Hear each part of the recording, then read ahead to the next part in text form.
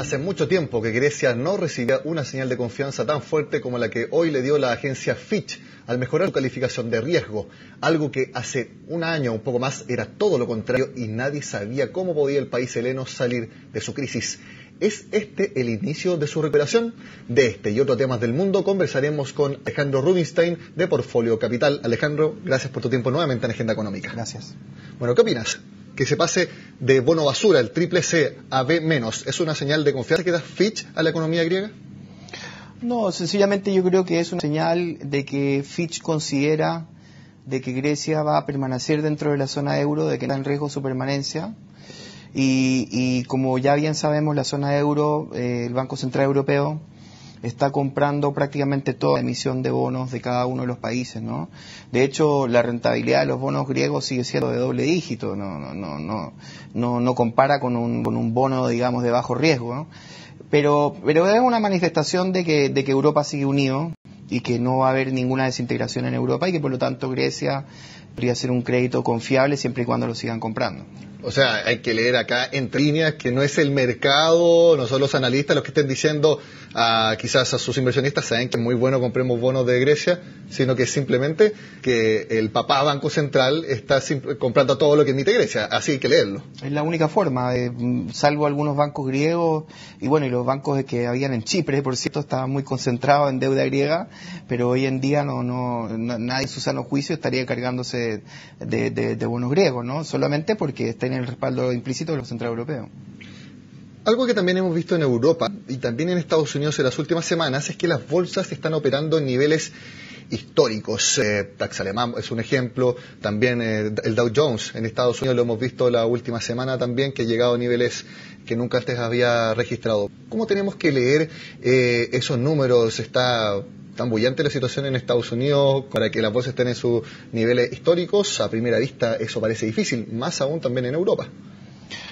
Yo separaría, en el caso de Estados Unidos, la única razón por la que está batiendo récord todos los días es porque se inyectan 85.000 millones de dólares al mercado cada mes.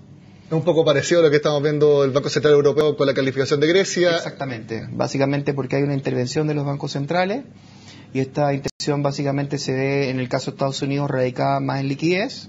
También, curiosamente, los bonos de Estados Unidos del Tesoro se han apreciado. Un bono del Tesoro de 10 años rendía 1,7%, 1,9% hoy. Y eso básicamente porque también los está comprando todo la Reserva Federal. La Reserva Federal es el principal comprador de bonos. En el caso de las acciones, no es directamente la Reserva Federal la que sale a comprar las acciones, pero son los bancos de inversión y fondos de hedge funds, etcétera. El volumen transado en general en la bolsa de Nueva York es uno de los mínimos volúmenes históricos. O sea, no es que haya una participación masiva y esté todo el mundo lanzado a comprar acciones, porque en ese caso veríamos un volumen muy importante y el volumen es muy bajo.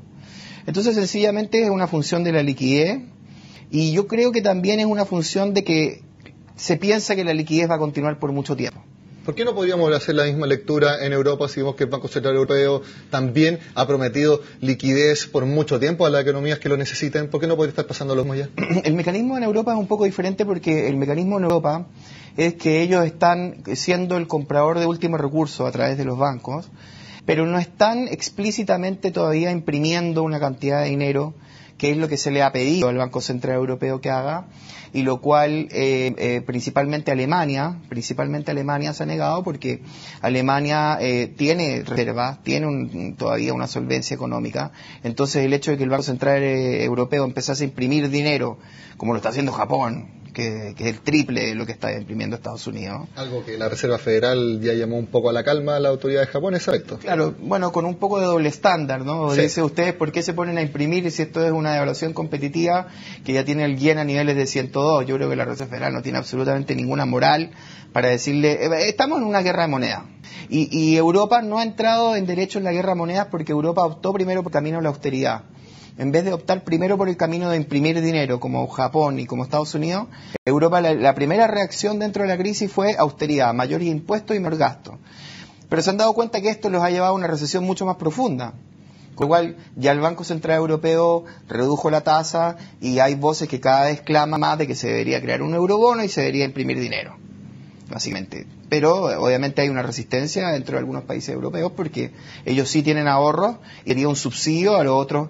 Imprimir dinero sería un subsidio a los países que no han hecho nada, básicamente, que no son competitivos. Hoy día vimos que la producción industrial en la zona euro cayó 1,7% respecto a marzo del año pasado. ¿Es una señal también de que la crisis se mantiene? ¿No hay muchas señales de mejoría todavía? De hecho, sí. De hecho, los indicadores económicos en Europa siguen deteriorándose. Hace un año atrás ni siquiera se pensaba en la posibilidad de que Alemania pudiera entrar en contracción. Ya es un hecho de que Alemania va a entrar en contracción. Por supuesto, Francia. Y es como una situación como que los que se están hundiendo están arrastrando a los que todavía están a flote. Entonces vamos a ver aquellos que están a flote hasta cuándo van a aguantar, a ver si nos hundimos todos juntos o inventamos algún sistema en el que podemos darle la vuelta. Hablamos hace algunos minutos que la política de la Reserva Federal de Estados Unidos es tener las tasas en un mínimo histórico, 0,25%. ¿Es esa una de las razones de por qué, por ejemplo, la inversión extranjera en América Latina está creciendo a grandes tasas? Muchos dicen que, por ejemplo, Chile, que es el segundo país en América Latina con mayor inversión extranjera y también es segundo en que más creció la inversión extranjera el año pasado. La principal razón es porque el Banco Central en Chile tiene la tasa todavía en 5%. ¿Es esa diferencial de tasa la que explica esta gran inversión en la región? En el caso de Chile en particular, yo creo que es más que eso. O sea, sin duda es la diferencial de tasa. Pero también es el hecho de que Chile tiene una economía sólida, tiene instituciones sólidas, tiene un mercado bastante transparente en términos regulatorios comparado con el resto de Latinoamérica, años luz. Y hay mucha oportunidad y hay mucho empresariado, básicamente mucho del capital que está llegando a Chile también se está traduciendo a través de compañías chilenas en inversiones en el extranjero. Son las mismas compañías chilenas que están recibiendo este capital, las que han salido a comprar activos en el resto de Latinoamérica, se confía en la gestión chilena. Pero evidentemente es un soporte muy alto, la tasa no es excesivamente alta, pero todavía sigue siendo lo suficientemente atractiva. Mi última pregunta, Alejandro, que nos queda poco tiempo. ¿Debiéramos ver entonces un crecimiento el mismo, quizás aún mayor, en inversión extranjera en esta parte del mundo? Siempre y cuando siga imprimiendo la cantidad de dinero que se está imprimiendo, yo pienso que Chile y en particular Latinoamérica va a seguir captando una cantidad importante de ese dinero. El problema va a ser que obviamente a medida que entre cada vez más dinero los rendimientos van a empezar a ser decrecientes. Bueno, vamos a ver qué es lo que pasa también este jueves, porque es la reunión de política monetaria de mayo en nuestro país. Alejandro, te agradezco nuevamente tu tiempo en Agenda Económica. Muy gracias. Bueno, con esta rápida revisión de varios temas económicos en el mundo, terminamos este martes en Agenda Económica. Como siempre, los invito a que sigan con nosotros en CNN Chile.